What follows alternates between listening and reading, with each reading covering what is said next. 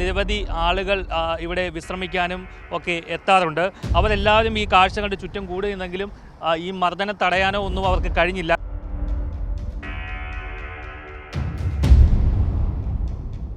ഒരാൾ ആണ് അല്പം ഗുരുതരമായി തുടരുന്നത്. അയാളുടെ തലയ്ക്കാണ് ക്രൂരമായി മർദ്ദനമേറ്റത്. ഒരു കോട്ടയം രജിസ്ട്രേഷൻ കാറാണ്, ആൾട്ടോ കാറാണ്, നമ്മൾ ഈ ദൃശ്യങ്ങളിൽ കാണുന്ന കാറാണ്. കാറിൻ്റെ ചില്ലുകൾ പൂർണ്ണമായും തല്ലി തകർത്തു. പിന്നീട് ബോണറ്റ് ഉൾപ്പെടെ അടിച്ച് തകർക്കുകയായിരുന്നു.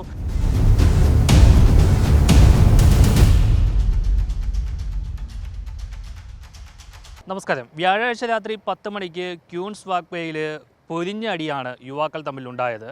വൈപ്പിൻ ഭാഗത്ത് നിന്നും എത്തിയ ഒരു കാറാണ് ഇവിടെ പ്രശ്നമുണ്ടാക്കിയതെന്നാണ് നാട്ടുകാർ പറയുന്നത്. വൈപ്പിൻ ഭാഗത്ത് നിന്ന് എന്തോ പ്രശ്നമുണ്ടാക്കി എത്തിയ 4 അംഗ സംഘം സഞ്ചരിച്ച കാറ് ക്യൂൻസ് വാക്ക്വേയിൽ നമുക്ക് ഈ കാണുന്ന സ്ഥലത്ത് വെച്ച് ഒരു കൂട്ടം യുവാക്കൾ പിന്തുടർന്നെത്തിയ യുവാക്കൾ തല്ലി തകർത്തുകയും അതിനകത്തുണ്ടായിരുന്ന യുവാക്കളെ ക്രൂരമായി മർദ്ദിക്കുകയുമായിരുന്നു എന്നാണ് നമുക്ക് മനസ്സിലാക്കാൻ കഴിയുന്നത്.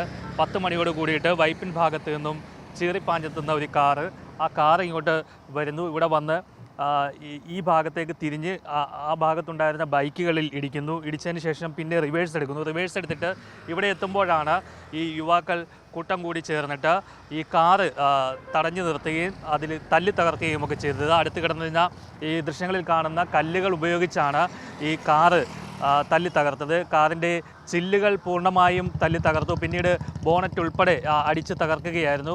ഈ വാഹനത്തിലുണ്ടായിരുന്ന 4 ചെറുപ്പക്കാരുണ്ടായിരുന്നു. അതിൽ 2 പേരെ ക്രൂരമായി മർദ്ദിക്കുകയായിരുന്നു. അതിലൊരാളുടെ നില അല്പം ഗുരുതരമായിട്ട് തുടരുകയാണ്. അദ്ദേഹം ഇപ്പോൾ ഗവൺമെൻറ് ഹോസ്പിറ്റലിൽ ചികിത്സയിലാണ്. മറ്റൊരു യുവാവിനും സാരമായ പരിക്ക് പറ്റിയിട്ടുണ്ട്. തലയ്ക്കാണ് പരിക്ക് പറ്റിയിരിക്കുന്നത്. ഈ സംഭവത്തെപ്പറ്റി അന്വേഷിച്ചപ്പോൾ നമുക്ക് മനസ്സിലാക്കാൻ കഴിയുന്നത് വൈപ്പിൻ ഭാഗത്ത് നിന്നും ഈ യുവാക്കൾ വരികയായിരുന്നു. ഇവർ മദ്യലഹരിയിലായിരുന്നു ഈ കാറിലെത്തിയത്. ഒരു കോട്ടയം രജിസ്ട്രേഷൻ കാറാണ്, ആൾട്ടോ കാറാണ്, നമ്മൾ ഈ ദൃശ്യങ്ങളിൽ കാണുന്ന കാറാണ്. ഈ കാറിൽ നിന്നും വൈപ്പിൻ ഭാഗത്ത് സുഹൃത്തുക്കളുമായി ഏതോ ആഘോഷ പരിപാടിക്ക് പങ്കെടുത്തു. അതിനുശേഷം അവിടെ നിന്നും നന്നായിട്ട് മദ്യപിച്ചു. ലക്ക് കെട്ടാണ് ഇവർ യാത്ര തുടർന്നത്. വൈപ്പിൻ ഭാഗത്തെ ഒരു കടയിൽ നിന്നും ഇവർ ചില പ്രശ്നങ്ങളുണ്ടാക്കി. ആ പ്രശ്നങ്ങളെ തുടർന്ന് അവിടെ വെച്ച് ഇവരെ മർദ്ദിച്ചു എന്നാണ് നമുക്ക് മനസ്സിലാക്കാൻ കഴിയുന്നത്. ഒരു കൂട്ടം ആളുകൾ ചേർന്നിട്ട് പിന്നീട് ഇവർ കാറുമായി അവിടെ നിന്നും രക്ഷപ്പെടുകയായിരുന്നു. ഗോശ്രീ പാലമൊക്കെ കടന്ന് അവർ നേരെ എത്തിയത് ഈ ക്യൂൻസ് വാക്ക്വേയിലേക്കായിരുന്നു. ഇതിന് തൊട്ട് പിന്നാലെ തന്നെ ഒരു കൂട്ടം യുവാക്കൾ ബൈക്കിലും കാറിലുമൊക്കെ പിന്തുടർന്ന് എത്തുകയായിരുന്നു. എത്തിയതിന് ശേഷമാണ് ഇവിടെ വെച്ച് ഈ കാറ് തടഞ്ഞത്. ഇവർ ഈ കാറ് നിയന്ത്രണം വിട്ട് ബൈക്കുകളിൽ ഇടിക്കുകയായിരുന്നു. ഇടിച്ചതിന് ശേഷം പിന്നീട് പിന്നിലേക്കെടുത്തു. ഈ കാണുന്ന സ്ഥലത്ത് വെച്ച് ഈ കാറ് നിന്നു. അപ്പോഴാണ് നമുക്ക് ഈ ദൃശ്യങ്ങളിൽ കാണുന്ന പോലെ ഈ കാറ് ക്രൂരമായി ഈ പിന്തുടർന്നെത്തിയവർ എല്ലാവരും ചേർന്നിട്ട് തല്ലി തകർത്തത്. അത് മദ്യലഹരിയിലായിരുന്ന യുവാക്കളുടെ പരാക്രമമാണ് ഇത്തരത്തിൽ മർദ്ദനത്തിൽ ഇടയാക്കിയതെന്നാണ് നമുക്ക് മനസ്സിലാക്കാൻ കഴിയുന്നത്. ഇവിടെ പോലീസിൻ്റെ ഒരു CCTV ക്യാമറ ഇവിടെയുണ്ട്, നിരീക്ഷണ ക്യാമറയുണ്ട്. ഈ നിരീക്ഷണ ക്യാമറയിൽ ഈ ദൃശ്യങ്ങളെല്ലാം പതിഞ്ഞിട്ടുണ്ടാവുമെന്നാണ് നമുക്ക് മനസ്സിലാക്കാൻ കഴിയുന്നത്. ഈ മർദ്ദിച്ച ആളുകൾ ഇവിടെ കൂട്ടം കൂടി ഒരുപാട് ആളുകൾ, ഈ രാത്രി ആയതുകൊണ്ട് തന്നെ ഈ ക്യൂൻസ് വാക്ക്വേയിൽ നിരവധി ആളുകൾ ഇവിടെ വിശ്രമിക്കാനും ഒക്കെ എത്താറുണ്ട്.